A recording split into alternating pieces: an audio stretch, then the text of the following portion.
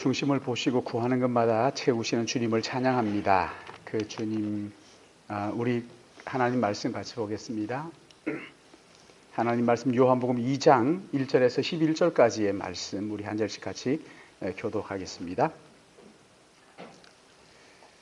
1절 제가 봉독합니다. 사흘째 되던 날 갈릴리 가나에 혼례가 있어 예수의 어머니도 거기 계시고 예수와 혼례의 청함을 받았더니 포도주가 떨어진지라 예수의 어머니가 예수에게 이르되 저들에게 포도주가 없다 하니 여자여 나와 무슨 상관이 있나이까 내 때가 아직 이르지 아니하였나이다. 그의 어머니가 하인들에게 이르되 너희가 무슨 말씀을 하시든지 그대로 하라 하니라. 거기에 유대인의 정결 예식을 따라 두세 통들은 돌 항아리 6이 놓였는지라. 예수께서 그들에게 이르시되 항아리에 물을 채우라 하신즉 아귀까지 채우니 연회장에 갖다 주라 하심에 갖다 주었더니 연회장은 물로 된 포도주를 맛보고도 어디서 났는지 알지 못하되 물도 온 하인들은 알더라.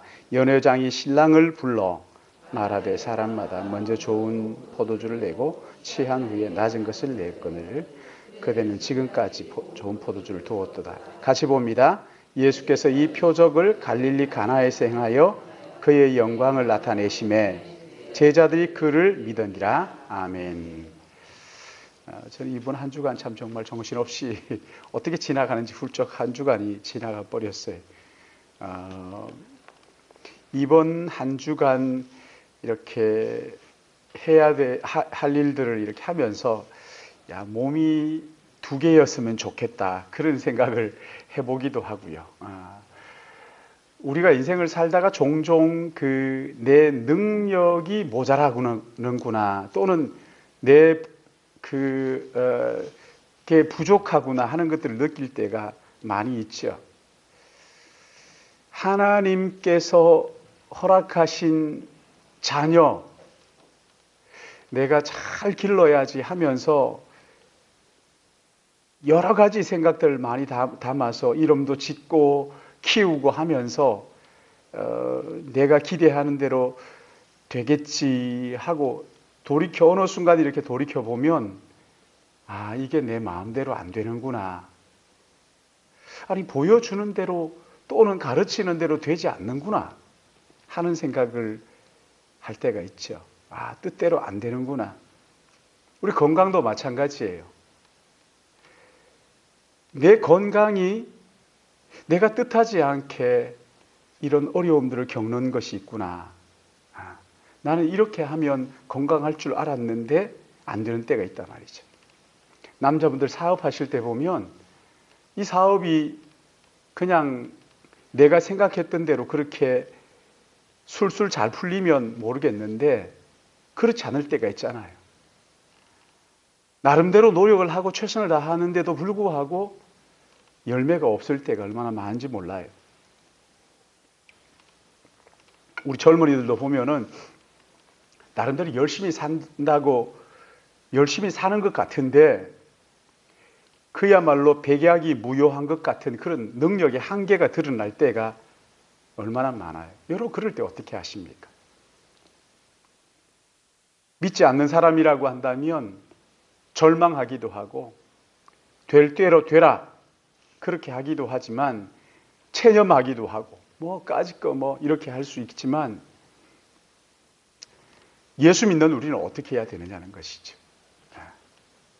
막연한 기대 아마 잘 될 거야 그렇게 할 수만은 없잖아요. 술 한잔 마시고 그냥 그렇게 할 수도 없잖아요. 쾌락을 쫓아갈 수도 없잖아요. 온갖 인간적인 방법을 다 동원해서 해결을 하려고 그러다가 뜻하지 않은 어려움들을 더 큰 어려움들을 만나기도 하는 것이지. 우리는 세상에서 하나님의 자녀로 부르심을 받은 자들인데 어떻게 해야 할 것인가?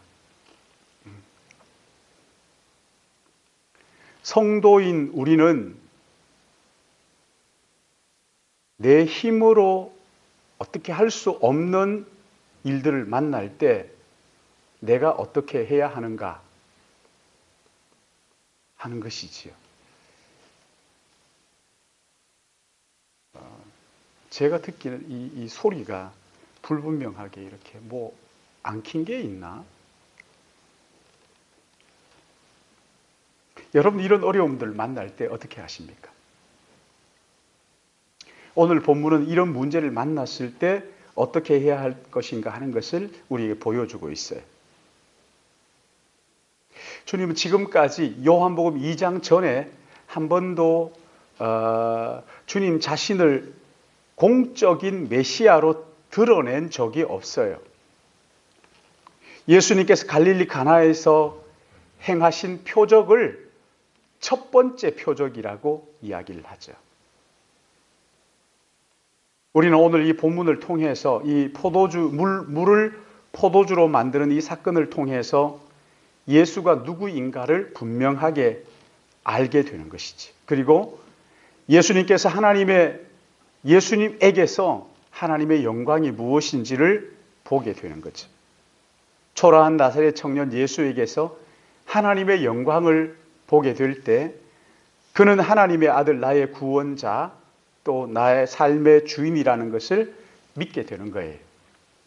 예수님께서 빌립과 나다나엘을 부르시고 사흘째 되는 날 결혼식에 초대를 받았어요. 그 결혼식에서 예수님의 어머니 마리아가 아마 중요한 직분을 맡았던 것 같아요. 잔치가 한창 무르익어 갈 무렵에 포도주가 동이 났어요. 손님이 많이 와서 그런지 아니면 포도주를 적게 준비했는지는 모르겠지만 포도주가 떨어진 것이죠. 그 당시에는 잔치집에 포도주가 없다 하는 것이 하객들에게 큰 결례였어요. 준비가 안 된 잔치라는 오해를 받을 수도 있고 두고두고 부끄러운 일일 수도 있었어요. 우리의 인생에도 종종 이런 일들이 일어나죠. 무너지지 않을 것 같았던 내 건강이 하루아침에 무너지기도 하고 잘 나가던 사업이 갑자기 어려움을 겪기도 하고 내 힘으로 어떻게 할 수 없는 그런 어려운 문제들을 봉착할 때가 얼마나 많아요. 남북 문제만 하더라도 여러분 보세요. 잘 될 것 같이 막 그냥 내일 통일될 것처럼 들떠가지고 막 야단칠 때가 어제 같은데 우리가 잘한다고 안 되잖아요. 내가 막 퍼다주고 하면 잘 될 것 같지만 여러분 더 기고만장해가지고 엉뚱한 짓 하지 말라 그러면서 통제가 안 되잖아요. 여러분 자녀는 어떻습니까? 내 뜻대로 됩니까? 안 되잖아요. 건강이며 어느 것 하나 내가 내 뜻대로 되는 게 없구나 하는 것을 얼마나 많이 깨닫게 되잖아요. 여러분 인생이라는 게 뭐예요? 내가 내 마음대로 할 수 없다 하는 것을 내가 마음대로 할 수 있는 것이 아니구나. 내 힘으로 할 수 없는 일들을 만나는구나. 여러분 그게 인생이지요. 잔치집에 포도주가 떨어지자 예수님의 어머니 마리아가 어떻게 했어요? 예수님을 찾아가서 저에게 포도주가 없다 말씀을 드렸어요. 그렇게 말씀을 드리면 우리의 기대는 예수님께서 그 말씀을 들으시고 금방 해결해 주셔야 되는 거잖아요. 근데 오늘 여기 4절 말씀, 우리가 4절 보실까요? 시작. 예수께서 이르시되 여자여 나와 무슨 상관이 있나이까 내 때가 아직 이르지 아니하였나이다. 이 말씀을 보면서 사람들은 그래요.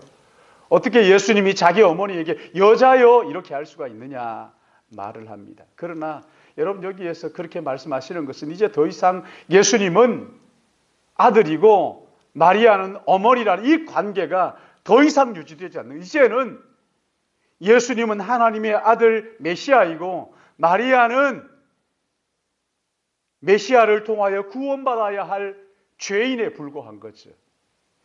예수님께서 이제 드디어 하나님의 아들로서의 공적인 사역을 시작하신 거예요. 물론 여기에 여자여 하는 게 무시하는 것은 아니에요. 그러나 여기에 여자여 하는 이것은 이제 더 이상 인간적인 관계에 매여 있지 않는 것을 의미하는 것이기도 해요. 예수님은 이제 메시아로서 자신을 공적으로 드러내는 거예요. 무슨 말씀하셔요? 여자여 내가 나와 무슨 상관이 있나이까? 그 다음에 하시는 말씀이 내 때가 아직 이르지 아니하였나이다. 여러분 이게 응답이에요? 아니에요? 여자여 나와 무슨 상관이 있나이까? 내 때가 아직 이르지 아니하였나이다. 근데 그 다음에 마리아가 하는 행동이 참 가관이에요. 그의 어머니가 하인들에게 이르되 너희에게 무슨 말씀을 하시든지 그대로 하라. 그렇죠? 5절 말씀에 그의 어머니가 하인들에게 이르되 너희에게 무슨 말씀을 하시든지 그대로 하라 하니라. 사랑하는 여러분, 하나님의 때, 또 하나님의 방법, 이것이 우리의 기대와 우리가 원하는 방법하고 다를 때가 많이 있어요. 요한복음 11장에 보시면 나사로 이야기가 나오죠. 주님께서 나사로의 가족을 참 많이 사랑하셨어요. 근데 나사로가 병들어 죽게 되었다는 소식을 들으시고도 지체하시다가 나사로가 죽은 지 나흘이 지나서야 나사로의 집으로 가셨어요. 마르다가 달려나와서 그렇게 말합니다. 내 오라비가 죽었습니다. 나흘이 지났습니다. 그러자 주님이 뭐라고 말씀하셔요? 내 오라비가 다시 살아나리라. 그러니까 마르다가 예, 압니다. 마지막 때 제 오라비가 다시 살아난다는 것은 내가 압니다. 지금 주님은 마지막 때에 살아날 것을 말씀하시는 것이 아니지요. 지금 살아난다, 지금. 그러나 마리아는 마지막 때 살아날 것을 내가 압니다. 때가 달라요. 마리아가 원하는 때와 주님이 말씀하시는 때가 다른 거예요.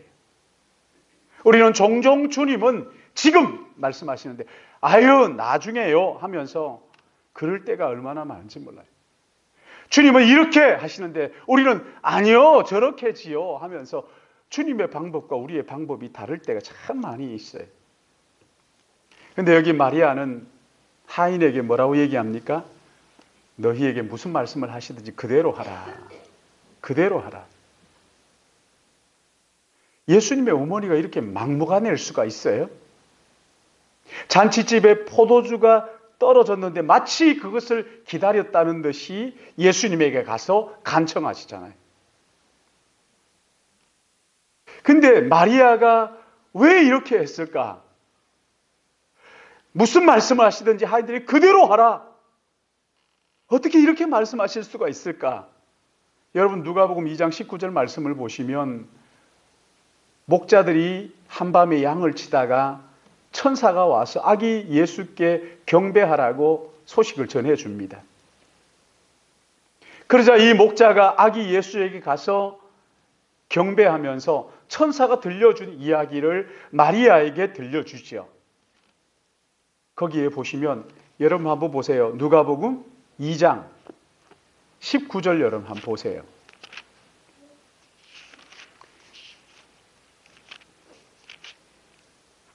누가복음 2장 19절 우리 같이 한번 읽어볼까요? 같이 봅니다. 시작. 마리아는 이 모든 말을 마음에 새기어 생각하니라. 어떻게 했다고요? 마음에 새겨 생각했다. 천사가 전해준 말을 목자가 듣고 이 목자가 천사의 말을 전해주자 그 말을 마음에 새겨 생각했다. 그렇게 말하죠. 누가복음 2장 52절에도 보시면요. 예수님께서 난지 8일 만에 예수님을 난지 8일 만에 할례를 받기 위해 성전으로 갔습니다. 그때 시몬과 안나가 아기 예수님을 안고 기도하죠. 그 기도한 내용들 그리고 그 다음에 보시면 예수님이 12살 때 성전에서 있었으면서 예수님을 모시고 성전에 왔다가 돌아갈 때 예수님 모시지 않고 그냥 갔어요. 다시 돌아와서 성전에서 만나니까 거기에서 그 학자들과 이야기하고 있는 예수님을 보고 그의 부모가 놀라며 그의 어머니는 이르되 아이야 어찌하여 우리에게 이렇게 하였느냐 보라 네 아버지와 내가 근심하여 너를 찾았노라. 그러자 예수님께서 뭐라고 말씀하셨죠? 나를 찾으셨나이까? 내가 내 아버지 집에 있어야 할 줄 알지 못하였나이까 하시니 그 부모가 그가 하신 말씀을 깨닫지 못하더라. 예수께서 함께 내려가사 나사렛에 이르러 순종하여 받으시더라. 51절 같이 봅니다. 시작. 예수께서 함께 내려가사 나사렛에 이르러 순종하여 받으시더라. 그 어머니는 이 모든 말을 마음에 담아뒀어요.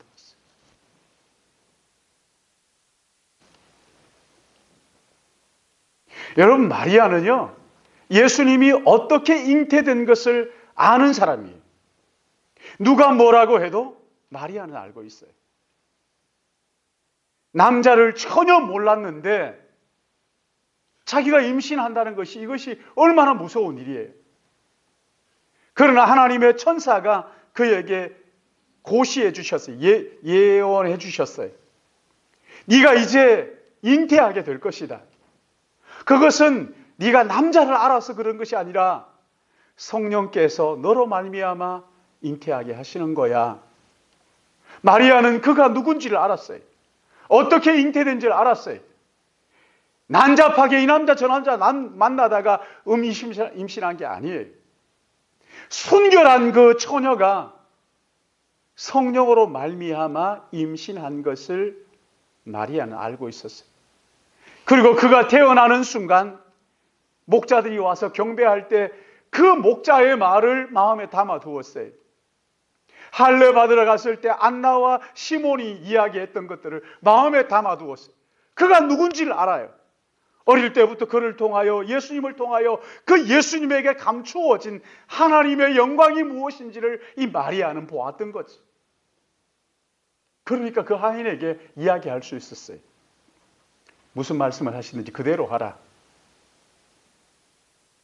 여러분 그 부탁하는 말씀 속에 그 권위가 거부할 수 없는 권위였던 거죠. 무슨 말씀하시든지 그대로 하라. 예수 이분이 보통 사람이 아니다. 내가 이 속에 감추어진 하나님의 영광을 봤으니 무슨 말씀하시든지 그대로 하라. 여러분 더 놀라운 것은 주님께서 하인들에게 하신 말씀이죠. 그렇죠? 유대 나라는 건조한 기후이기 때문에 집집마다 발 씻는 물을 그 항아리에다 담아놨어요. 돌 항아리에 담아뒀어요. 근데 그 항아리에 물을 채우라는 거예요. 하인들이 영문을 몰랐지만 갖다 물을 채우는 거야 뭐 간단하잖아요. 그게 뭐 어려운 게 뭐가 있어요. 순종하는데. 근데 문제가 뭐냐면 그 발 씻는 물을 떠다가 연회장에 갖다 주라 하는 거죠. 연회장에 갖다 주라. 도무지 이해할 수 없는 일이죠. 아니 마리아가 부탁을 했어요. 무슨 말씀하시는지 그대로 하라. 그러나 그 부탁 가지고만 하기가 쉽지 않은 일이죠. 그러나 그 물을 연회장에 떠다 주라고 말씀하시는 예수님에게서 이 하인들이 하나님의 영광을 본 것이지. 그렇게 말씀하시는 이 예수님의 그 권위를, 위엄을 거기에서 이 하인들이 본 것이지. 더러는 우리가 이해할 수 없는 말씀을 성경이 우리에게 요구할 때도 있어요. 그럴 때 여러분 하나님의 말씀의 권위를 따라서 한번 순종해 보시라고요. 예수님의 말씀을 순종하여 그 발 씻는 물을 연회장에 갖다 줬어요. 어떻게 됐어요? 11절 말씀 우리 같이 읽습니다. 요한복음 2장 11절. 시작. 예수께서 이 표적을 갈릴리 가나에서 행하여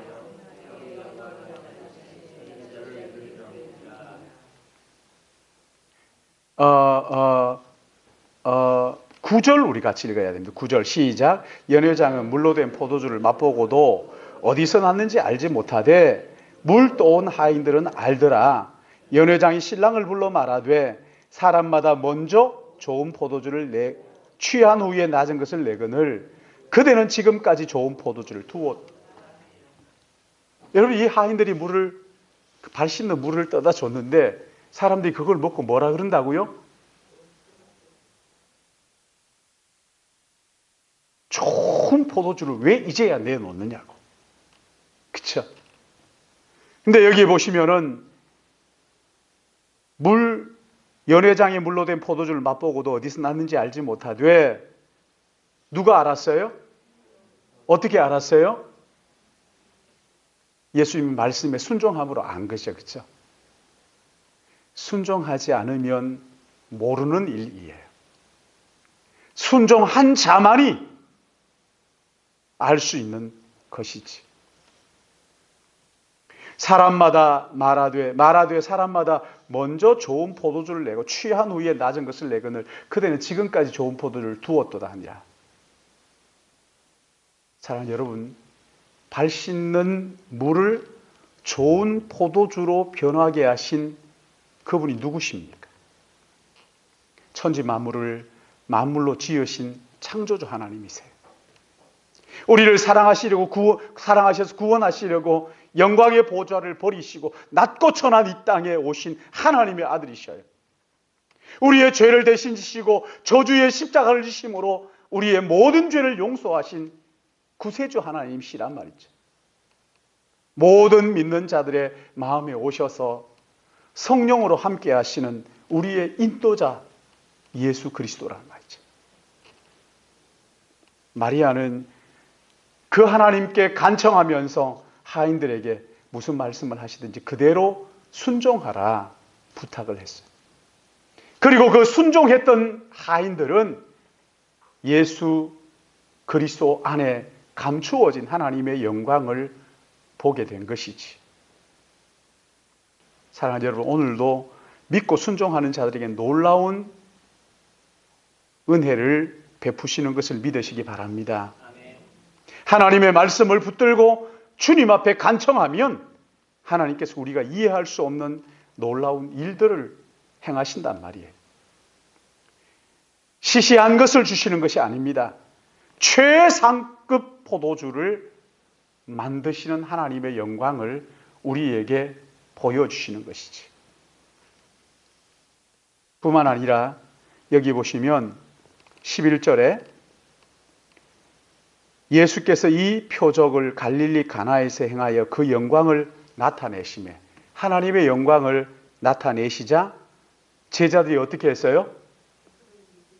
하나님의 아들로 나의 구원자이시고 내 인생의 주인으로 믿게 된 것이지. 사랑하는 여러분, 주님 우리에게 주실 때 가장 좋은 것을 주시는 분이신 것을 믿으시기 바랍니다. 아무리 믿는다고 말하지만 순종하지 않으면 아무 일도 일어나지 않아요. 아무리 믿는다고 막 그냥 믿습니다 해도 순종하지 않으면 아무 일도 일어나지 않아요. 여러분, 이 하인들이 물 떠주라 그러는데 그래도 그렇지 발 씻는 물을 어떻게 떠다 줍니까? 그러면서 떠다 주지 않으면 아무 일도 일어나지 않는단 말이에요.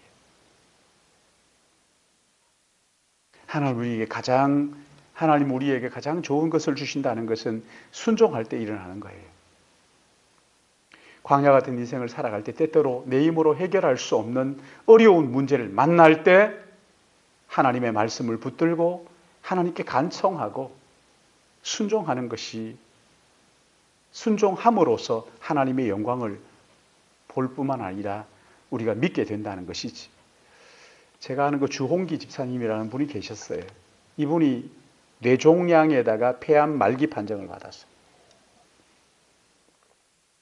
온 가족이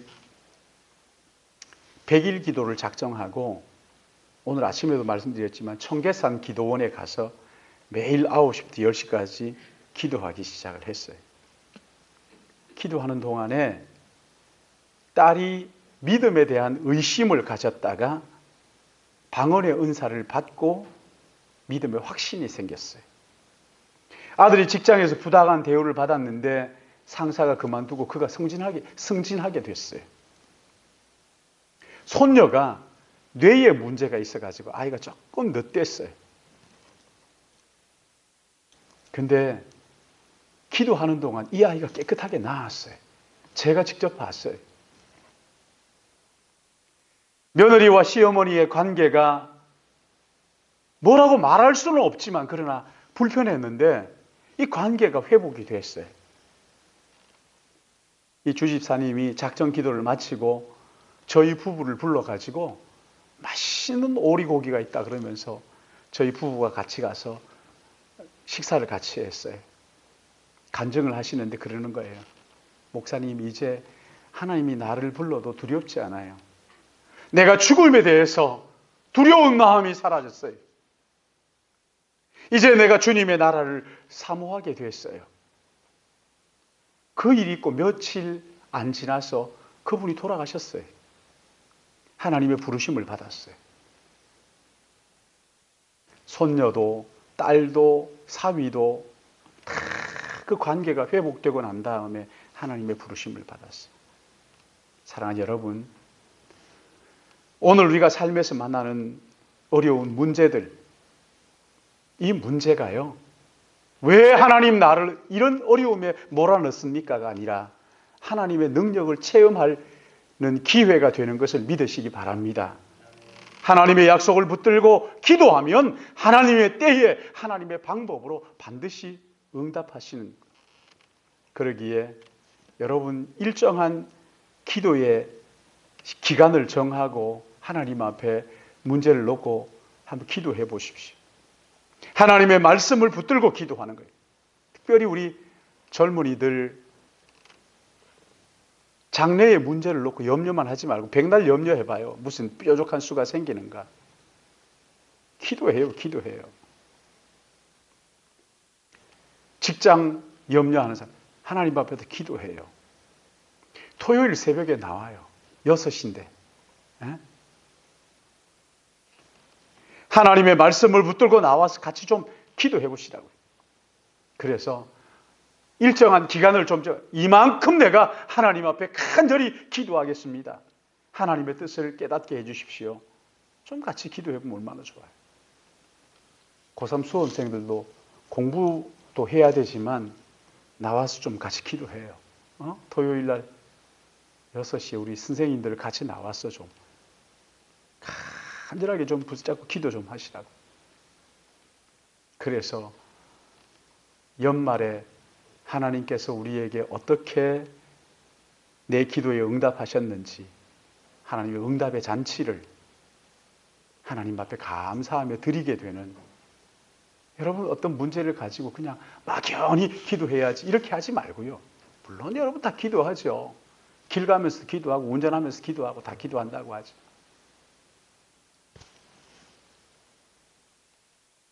내 편한 대로 그렇게 하지 마시고요. 불편을 감수하고 나오셔서 기도해요.